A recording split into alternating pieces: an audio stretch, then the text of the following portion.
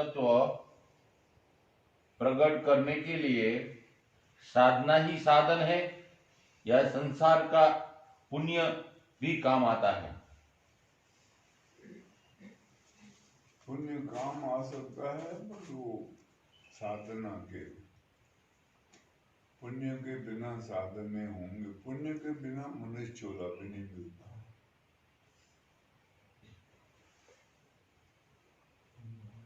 पुण्य ही होते हैं, अधिक हो जाते हैं पुण्य, पाप घट जाते हैं तो मनुष्य चोला मिलता है, नहीं तो दूसरे चोले मिलेंगे और चोले मिलेंगे। जो मनुष्य के निकट आते हैं वो चोले मिलते हैं, मनुष्य के काम आते हैं। जैसे अब जैसे गाय है, गाय को पालते हैं हम, उससे नाम तो दिया पुण्य कमाने का, लेकिन हम उसका दूध पीते हैं। वो बछड़े को दूध नहीं पिलाने देते, उसका दूध हम पी जाते हैं, जब ले लेते हैं उससे, वो काम आती है, सेवा करती है। वो कुत्ता है, घोड़ा है, ये सब मनुष्य के नजदीक आने वाले हैं, जो मनुष्य के प्रति प्रेम का भाव रखते हैं। और उनका अगर वो मरते हैं तो उनके ख्याल में मनुष्य रहता है, अंतर में उनके चित्त में मनुष्य रहता है। तब वो फिर मनुष्य होने को आते हैं। उसमें भी कई बहुत अच्छे होते हैं, मनुष्यों से भी अच्छे होते हैं। जैसे महाराणा प्रताप का घोड़ा, जैसे लंगोदूत की कुत्ता। ऐसे बहुत से जानवर होते हैं, वो मनुष्य से भी अच्छे होते हैं। स्वामी भक्त होते हैं, बड़े पक्के, तो मनुष्य योनि को प्राप्त करते हैं। तो वो पुण्य होते हैं जब, तभी मनुष्य योनि मिलती है। और यहाँ पर अगर पुण्य करेंगे, क्योंकि पुण्य भगवान के निमित्त किया जाता है, परलोक के निमित्त किया जाता है। किसी को दान भी करना होता है तो इसलिए कि हमको मिलेगा, ऐसी भावना होती है। या उसके ऊपर दया करके हमने किया है, वो भी एक आर्द्रता का भाव अंदर करुणा उत्पन्न करता है, वो भी पुण्य का कार्य है।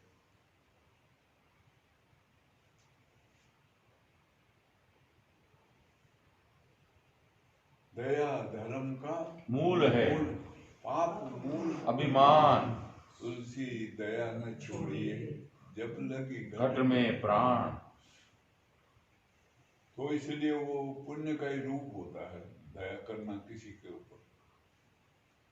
वाह भाई वाह। उसी से मनुष्य योनि का जो भार है बढ़ जाता है, इसलिए बड़े भाग कहा है। अभी कोई चीज के भाग करे हमने तो तीन भाग एक हो गए, एक अलग हो गया, तो वो बड़ा भाग हो गया। या उसमें भाग में दो करे, एक को ज्यादा दे दिया, एक को कम दे दिया, तो बड़ा भाग हो गया। वो बड़ा भाग तुम्हारा, छोटा भाग दूसरे, ऐसा। तो इसलिए बड़े भाग कहते हैं। बड़ा हिस्सा हमारे आया पुण्य का होगा तो वो मनुष्यों मिलता है। उसके बाद फिर वो जो पुण्य अगर हैं ज्यादा किए हुए, तो उसमें साधना में आपको आगे गति प्रदान करेंगे। वो भजन पाठ में लगाएंगे और अच्छे संत के संसर्ग में जाएंगे हम, अच्छे महापुरुष के, उनसे ज्ञान प्राप्त होगा, रास्ता मिलेगा, चलेंगे। वो सब पुण्य उसमें काम आते हैं। वाह भाई। व्यर्थ नहीं जाता पुण्य, पाप भी व्यर्थ नहीं जाता, पुण्य भी व्यर्थ नहीं जाता, काम आता है वो सब। तो फिर धीरे धीरे धीरे जा करके आगे विवेक जगेगा तो ज्ञान होगा। ऐसा है। अब ये जो बड़े बड़े महापुरुष होते हैं, ये एक लक्ष्य बना के चल पड़ते हैं तो और इधर उधर देखते नहीं है। और वो जो सबसे बड़ा पुण्य है, उससे बड़ा कोई पुण्य नहीं है, वो भगवत प्राप्ति है। हाँ, पूर्ण जानकारी आ जाए, सबसे बड़ा पुण्य हो। क्यों? वहां कर्ता नहीं रहता है, तो कर्म कौन करेगा? कर्ता समाप्त हो जाता है। इसलिए उससे बड़ा तो कोई, क्यों, जो भी पुण्य भी किया जाता है उसके लिए भी सूक्ष्म अहम होता है, हमारा काम कर रहा होता है, उसके बगैर पुण्य नहीं होता। और यहाँ पूर्ण अहम ज्ञान समर्पित हो जाता है। अहम ज्ञान से भी समर्पित होता है, हाँ? और पूर्ण अहम ज्ञान से समर्पित हो जाए तो वो तो बहुत महान महापुरुष होते हैं। ये जितने भी बड़े बड़े नानक देव, संत कबीर वगैरह आदि जितने भी महापुरुष हुए, इनका पूर्ण अहम समर्पित है। महर्षि रमन है, रामकृष्ण परमहंस है, पूर्ण अहम समर्पित है इनका, भगवत चरणों में समर्पित है। इसलिए एक की सत्ता रहती है, दो की रहेगी नहीं। वाह, जिसको समर्पित है वो रहेगा, और जो समर्पित है वो नहीं रहेगा। शरीर से बेशक दिख रहा हो, लेकिन वास्तव में वो होता नहीं है।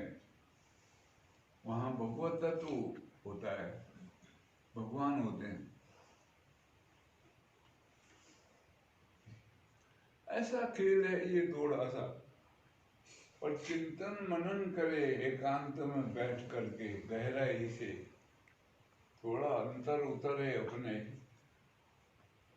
तब ये धीरे धीरे इसके भेद खुलते हैं, पता लगता है। जब भेद खुलते हैं तभी इसको प्राप्त करने की तीव्र जिज्ञासा जगती है।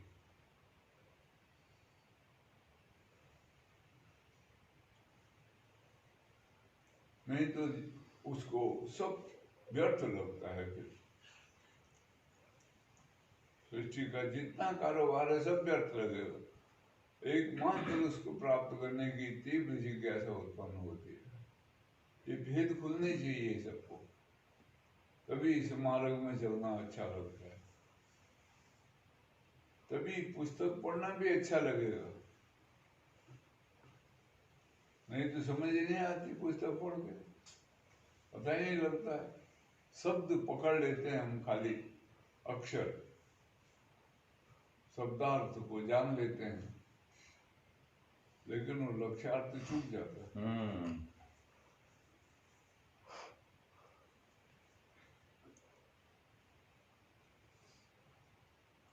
तो पुण्य लाभदायक है। इसलिए कई ऐसे भी धर्म हैं भारत के पैदा हुए जो इस कलयुग में पुण्य ही कमाओगे थे, ज्ञान नहीं हो सकता कहते। जैन मत वाले ऐसे हैं, वो कहते हैं पुण्य कमाओ, कलयुग में ज्ञान नहीं हो सकता है।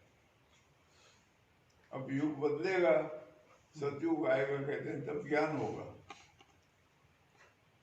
तब जाकर के स्फटिक शिला पर बैठोगे।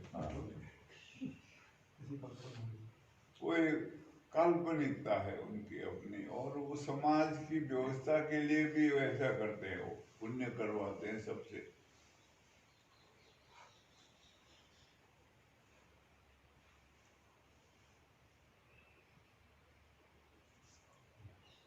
इसलिए वो जो समाज है उनका, वो पैसे वाला होता है ज्यादा। जैन समाज पैसे वाला है, दूसरे समाजों की बनस्पति।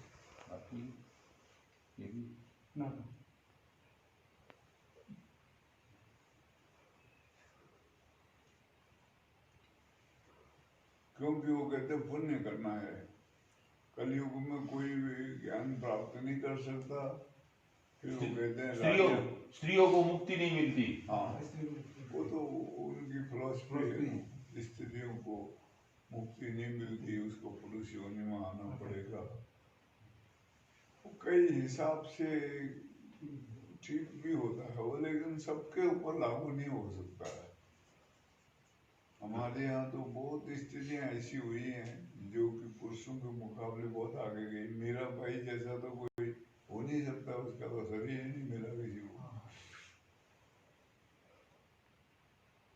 सहजो भाई, जना भाई, दया भाई, कितनी हुई है ऐसी। गार्गी, मैत्री होते हैं। अब स्त्री डरपोक होती है, बहुत डरती है बहुत, लेकिन ऐसी भी है लक्ष्मी बाई जैसी, चांद बीबी जैसी, और पद्मावती जैसी। तो वो सब कानून सब पर लागू नहीं होता है। अपवाद रूप में यहाँ सब कुछ हो सकता है, कुछ भी हो सकता है। वैदिक काल में बहुत बड़ी बड़ी जानकार महिलाएं हुई हैं। गार्गी बहुत जानकार थी, मैत्रेयी बहुत जानकार थी, चुड़ाला, चुड़ाला, चुड़ाला देव वशिष्ठ माता, अच्छी अच्छी स्त्रियां हुई है बहुत। मदालसा,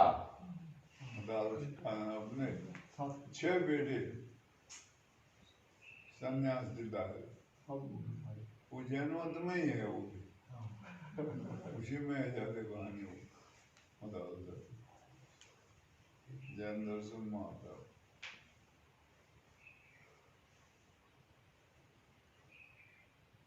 तो ऐसा होता है कभी भी कहीं पर भी।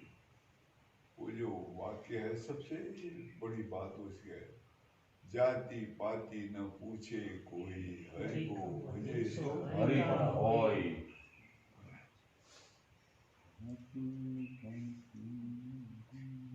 रामानंद जी का वाक्य है। बहुत ही अच्छा।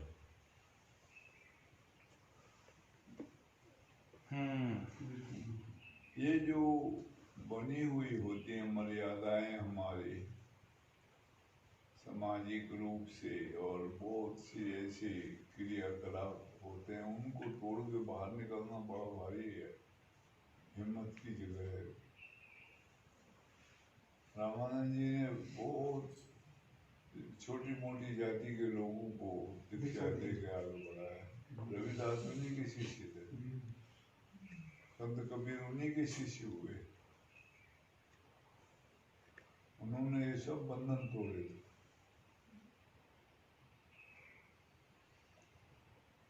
उसके जो आदि प्रचारक हैं, आदि पुरुष हैं जो, वो तो रामानुजाचार्य, रामानुजाचार्य, हाँ ना, रामानुजाचार्य भी दूसरे हुए,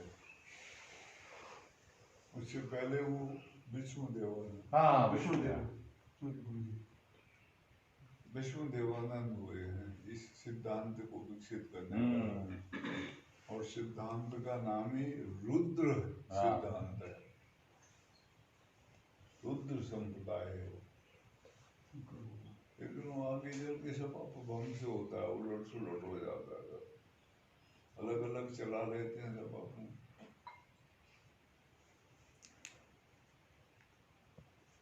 और मानसिक रूप में जिसके अंदर जो बसा होता है वही चल पड़ता है।